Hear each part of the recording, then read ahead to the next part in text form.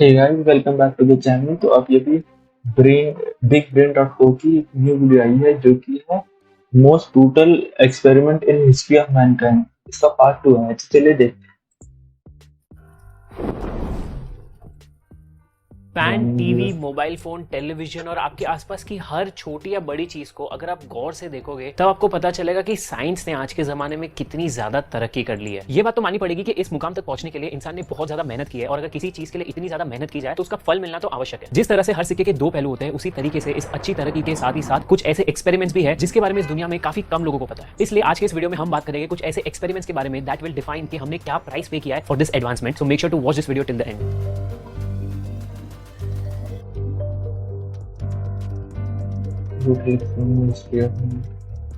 एक scenario imagine करो जहां मैं फोर्सफुली आपके घर पर आकर बिना आपके कंसेंट आपको एक लैबोरेटरी में लेके जाता हूं और वहां पे आपको फोर्सफुली ड्रग्स और शॉक्स देकर आपके ऊपर कुछ ऐसे एक्सपेरिमेंट्स करो जिससे आपके जो बेसिक बिलीफ्स है वो बदल जाए। बेसिकली मैं आपका ब्रेन वॉश कर लूं। नाउ जस्ट इमेजिन, मैंने तो ये सिर्फ एक एग्जांपल दिया है आपको, लेकिन कई हजारों लोग हैं जो इस हॉरर के थ्रू 10 सालों तक गुजरे हैं। सिर्फ सोचो उन पे क्या बीती होगी। इस प्रोजेक्ट की शुरुआत कौन से साल में हुई थी इसके बारे में तो किसी को पता नहीं है, लेकिन एविडेंसेस ये बताते हैं दैट ऑन 25 जून 1950 जब नॉर्थ कोरिया ने साउथ कोरिया को इन्वेड करके कोरियन वॉर की शुरुआत की थी, that's when this project had started. इस वॉर के खत्म होने के कुछ सालों बाद ऐसे रूमर्स आने लगे that north Korea, China and Soviet union कुछ माइंड कंट्रोल टेक्निक्स यूज करने लगे, स्पेशली अमेरिकन प्रिजनर्स पर। इसके अलावा ऐसे भी रूमर्स आने लगे that Nazi Germany and imperial Japan also conducted some of the unethical human experimentation during the second world war, some of which involved drugs for mind control purposes. ये सारे rumours सुनने के बाद यूएसए को लगने लगा कि वो इस सब में काफी पीछे रह गया है, and if there is a technique जिसके थ्रू माइंड कंट्रोल करके वो डायरेक्टली किसी भी वॉर को जीत सकते हैं तो उसे यूज करने में क्या ही हर्ज है। उनके इसी एम को पूरा करने के लिए एमके अल्ट्रा नाम का एक प्रोजेक्ट शुरू किया गया that was led by the Scottish American psychiatrist doctor Donald Cameron. इस प्रोग्राम के अंडर कई सारे साइकियाट्रिक एक्सपेरिमेंट्स किए गए और ऐसा भी कहा जाता है that the top secret program was partially funded by the US CIA and the Canadian government. Doctor Donald ने इनिशियली इस प्रोग्राम को स्किज़ोफ्रेनिया नाम की डिजीज को ट्रीट करने के लिए शुरू किया था, but later on the project started conducting illegal human experimentation to see whether the use of drugs and psychological techniques can be used for brain washing and controlling a person's mind. जैसे Donald thought कि अगर schizophrenia को ठीक करना है तो किसी भी इंसान की सारी मेमोरीज को मिटा दिया जाए और उसे डी पैटर्न कर दिया जाए, which will bring the person to a child like state. एक बार उस इंसान की सारी मेमोरीज उड़ जाए तो उसे वापस रीबिल्ड किया जा सकता है through a technique called as psychic driving. इस टेक्निक में पेशेंट्स को फोर्सफुली सेडेट करके उनको एक टेप्ड मैसेज सुनाया जाता for 16 hours, that too on loop. इस टेक्निक का पैटर्न कुछ ऐसा था कि 10 दिनों तक एक पेशेंट की पर्सनालिटी को अटैक करने के लिए उसे कंटिन्यूअसली नेगेटिव मैसेजेस सुनाया जाते और फिर उसकी पर्सनालिटी को रीबिल्ड करने के लिए उसे 10 दिनों तक पॉजिटिव मैसेजेस सुनाया जाते। और जैसा कि मैंने आपको पहले बताया, ये सब कुछ होता बिना उस इंसान के कंसेंट के। सोचो अगर आपके साथ कोई ऐसा करे। लेकिन ये तो कुछ भी नहीं है। साइकिक ड्राइविंग में डी पैटर्निंग के अलावा लोगों को ड्रग कोमा में भी रखा जाता था। पेशेंट्स को ड्रग कोमा में रखने के लिए साइकेडेलिक ड्रग्स लाइक एलएसडी का भी यूज किया जाता था, which was obviously much more than the prescribed doses. और ये सब क्यों? ताकि पेशेंट सेडेटेड रहे and when they are not in their senses उनके ऊपर सारे एक्सपेरिमेंट्स किए जाए। In one such episode it is said कि एक पेशेंट को 86 डेज तक ड्रग कोमा में रखा गया था, that is almost 3 months. Drug coma के साथ ही साथ doctor Donald even use the electroshock therapy. अब इलेक्ट्रोशॉक थेरेपी में काफी लो करंट यूज किया जाता है फॉर दोस पेशेंट्स जिन्हें डिप्रेशन या फिर बाइपोलर डिसऑर्डर हो, या फिर ऐसे कोई पेशेंट्स जिनको कोई भी मेंटल इलनेस हो। But Donald was using this at 75 times higher intensity than the given limit. तो ड्रग कोमा और इतना हाई इंटेंसिटी इलेक्ट्रोशॉक थेरेपी की वजह से कई सारे पेशेंट्स बहुत ही जल्दी ब्रेन वॉश किए जाते हैं और उनके अंदर नए पैटर्न्स, बिलीफ्स और वैल्यूज ऐड करने में आसानी होती है। ये सब काफी नहीं था कि पेशेंट्स को सेंसरी डेप्रिवेशन के स्टेट में भी डाला जाता। Now sensory deprivation is basically कि मान लो मैं आपके बेसिक सेंसेस जैसे टेस्ट, टच, हियरिंग सभी को नम कर दूं and you do not feel anything. Basically you are nothing but a human with flesh. कभी-कभार तो पेशेंट्स को और ज्यादा हेल्पलेस बनाने के लिए उनका फूड और वाटर कंजम्पशन रोक दिया जाता और उनको ड्रग से सेडेटेट किया जाता ताकि उनका फूड और वाटर का जो बेसिक इंटेक है वो बना रहे। ये सब की वजह से जो पेशेंट्स है वो लिटरली एक न्यूबॉर्न बेबी बन जाते हैं जहां उनको अपने बॉडी पर बिल्कुल कंट्रोल नहीं होता, including the bowel movement. Eventually ये प्रोग्राम कब बंद हुआ इसके बारे में किसी को नहीं पता, बट थैंकफुली इट डिड। कई सारे सर्वाइवर्स ने रेट्रोग्रेड एमनीशिया रिपोर्ट किया है, दैट मींस कि ये एक्सपेरिमेंट शुरू होने के पहले की कोई मेमोरी उनके पास अभी नहीं है और ना ही कोई स्किल्स है जो उनके पास इस एक्सपेरिमेंट के पहले थे। कई सारी फैमिलीज ने तो ये भी बताया कि इस ट्रीटमेंट के बाद वो पेशेंट्स काफी ज्यादा इमोशनली अनस्टेबल और डैमेज बन चुके थे। One patient said that she could not remember कि उनके साथ क्या हुआ up to 2 years after the treatment, and one of them forgot how to run a business जो वो कई सालों से चला रहे थे। अब क्योंकि ऐसे रूमर्स है कि इसके अंदर सीआईए और कैनेडियन गवर्नमेंट का इन्वॉल्वमेंट था, इसलिए सारा डॉक्यूमेंटेशन डिस्ट्रॉय कर दिया गया and till date nobody knows कि ये एक्सपेरिमेंट किस हद तक गया हुआ है। जितनी भी इंफॉर्मेशन अवेलेबल है इस प्रोजेक्ट पे that was released by the freedom of information act that had a 20,000 pages document. तो इन द एंड ये सारे एक्सपेरिमेंट्स इसलिए हुए बिकॉज़ सपोजली कुछ कंट्रीज इसे ऑलरेडी यूज कर रही थी। तो पावर पाने के लिए हम किस हद तक जा सकते हैं ये आपने देख लिया, और इंसान ही इंसान का दुश्मन बन जाता है, जबकि we should all stand in unity.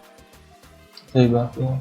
हर साल जून के महीने में प्राइड मंथ को सेलिब्रेट किया जाता है in order to normalize homosexuality and tell everybody कि ये कोई क्राइम नहीं है, बल्कि it is a very normal thing just like heterosexuals. In fact पुराने टाइम में तो होमोसेक्सुअलिटी को खुलकर एक्सेप्ट किया जाता और ऐसा कहा जाता है कि ब्रिटिशर्स ने इंडिया में आकर हमारी आइडियोलॉजीज इसके प्रति पूरी तरीके से बदल दी। अब मुझे ये तो नहीं पता कि इसमें कितना सच और कितना झूठ है और किसने होमोसेक्सुअलिटी को क्रिमिनलाइज किया है, लेकिन एक चीज मैं आपको बता सकता हूं that all this is very normal. हमें अक्सर ऐसा लगता है कि हम इंडियंस ही इस मामले में बहुत ज्यादा स्ट्रिक्ट है when compared to the western countries, but once you get to know about the aversion project आपको बहुत बड़ा शॉक लगेगा। Aversion project existed in the period of apartheid in South Africa. अगर अपार्थाइड को मैं आपको सिंपल भाषा में समझाऊं तो it was a system of institutional racial oppression in South Africa and South West Africa from 1948 to early 1990s. This system suggested that the white people would get all the rights और जो non-white South Africans थे उनको एक second class citizen जैसा treat किया जाएगा और उनके पास कोई राइट्स नहीं होंगे। लेकिन इस पीरियड में साउथ अफ्रीका की आर्मी एक और पॉलिसी चला रही थी कॉल्ड द डुअल पॉलिसी। तो जैसा इसका नाम सजेस्ट करता है इसमें दो कंपोनेंट्स थे। पहला, जो मिलिट्री फोर्सेस में परमानेंट मेंबर्स हो गए they were not allowed to be homosexuals, और दूसरा जो मिलिट्री में कॉन्स्क्रिप्ट्स है they were allowed to be homosexuals. अब कॉन्स्क्रिप्ट्स वो इंडिविजुअल्स होते हैं जिन्हें कुछ टाइम के लिए मिलिट्री में सर्व करना पड़ता है and there is no way out of this. लेकिन इस डुअल पॉलिसी में सबसे शॉकिंग चीज थी द वर्ड अलाउड। जैसा कि मैंने आपको इस प्रोजेक्ट के बारे में बताने से पहले कहा था that homosexuality is not a disease and it is very normal, लेकिन साउथ अफ्रीकन गवर्नमेंट को ऐसा लगता था कि एक डिजीज है जिसको क्योर किया जा सकता है। इनफैक्ट इस डुअल पॉलिसी को साउथ अफ्रीकन गवर्नमेंट ने एनफोर्स किया था बिकॉज उनको ये डर था कि अगर वो कंप्लीटली बैन कर दे होमोसेक्सुअल्स को आर्मी में ज्वाइन करने से, so this will give a lot of young white man an opportunity to run away and not serve the military. लेकिन यहाँ से इस स्टोरी का रियल हॉरर शुरू होता है। जिन होमोसेक्सुअल्स को भर्ती कर दिया जाता आर्मी में in the name of conscripts, उनको थेरेपी के लिए भेजा जाता to cure their homosexuality. Yes you heard me right. उन्हें बाकी लोगों से बहुत अलग ट्रीट किया जाता ताकि दूसरों को भी पता चले कि बीमारी है and no matter how good they were at their work, उनको कभी भी कोई हायर पोजीशन पे अलॉटमेंट नहीं मिलती एंड उनसे कोई भी प्राइवेट इंफॉर्मेशन नहीं शेयर की जाती because they were not trustworthy. इस थेरेपी का सबसे पहला स्टेप था द क्रूड बिहेवियर थेरेपी। इसमें होमोसेक्सुअल्स को फोर्सफुली नेकेड मेन की ब्लैक एंड व्हाइट पिक्चर्स दिखाई जाती और उन्हें फोर्स किया जाता टू फैंटेसाइज अबाउट मेन। अगर ये सब के बाद there was any sexual stimulation तो उनको इलेक्ट्रिक शॉक्स दिए जाते और जितना ज्यादा सेक्सुअल स्टिमुलेशन होता उतना ज्यादा इलेक्ट्रिक शॉक दिया जाता। इतना ज्यादा शॉक देने के बाद उस सोल्जर को विमेन की पिक्चर दिखाई जाती and they expected the same amount of arousal but this unfortunately never happened. तो ये जो साइकिल था of fantasising about men and getting electric shocks ये कंटिन्यूअसली चलते जा रहा था। इसी के साथ उन होमोसेक्सुअल सोल्जर्स को drug abusers and seriously mental illness वालों के साथ एक साइकियाट्रिक वार्ड में रखा जाता in order to treat them in the same way जैसे कि एक मेंटली इल पेशेंट को ट्रीट किया जाए। इतना सब कुछ करने के बाद भी there was no solution and the South African government was not ready to accept और वो होमोसेक्सुअल नाम की इस डिजीज के पीछे पड़ गई जिसका कभी कोई क्योर होने ही नहीं वाला था। But their attempts cross the line जब 1969 से 1987 तक अप्रोक्सीमेटली 900 मेन एंड वुमेन को जेंडर रीअसाइनमेंट की सर्जरीज के थ्रू जाना पड़ता बिना उनके कंसेंट के। इन सर्जरीज पर कोई ठोस डॉक्यूमेंट तो नहीं मिल पाया, लेकिन ऐसा कहा जाता है कि सारी सर्जरीज मिलिट्री हॉस्पिटल्स में की जाती और इसका कैजुअलिटी रेट बहुत ज्यादा हाई था। कई सारे लोग इस सर्जरी के दौरान ही मर जाते और जो सर्वाइव कर जाते वो इस सर्जरी के कुछ देर बाद उनकी मौत हो जाती। And the people who survive this surgery completely were given a new identity और उनको ये कहा जाता कि उनको कंप्लीटली कट ऑफ करना पड़ेगा from their friends and family. इसके बारे में साउथ अफ्रीकन गवर्नमेंट ने ज्यादा कुछ तो नहीं बताया, लेकिन इन 1995 the medical association of south Africa ने एक पब्लिक अपॉलॉजी रिलीज किया था for their past wrong doings. I honestly don't know कि इन क्रूअल एक्सपेरिमेंट्स के बारे में क्या बोला जाए, लेकिन जैसा कि मैंने आपको पहले बताया था कि इंसान का असली दुश्मन इंसान ही होता है। तो ये थी कहानी दुनिया में की गई दो ऐसे ब्रूटल एक्सपेरिमेंट्स के बारे में जिनके बारे में पढ़ के मेरे रोंगटे खड़े हो गए and I am pretty sure आपके साथ भी कुछ ऐसा ही हुआ होगा। आज का वीडियो आपको कैसा लगा do let us know in the comment section और अगर आपको ऐसे ही बहुत बढ़िया यार, do not forget to subscribe to Big Brain को एंड लाइक दिस वीडियो।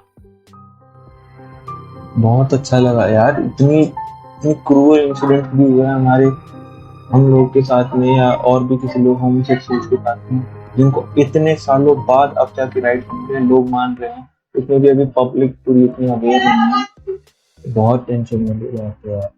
तो शुक्र है थोड़ा बहुत हर कंट्री में होना हो गया है, पर अभी भी लोगों की मेंटालिटी उसको भी ग्रो होने की जरूरत है।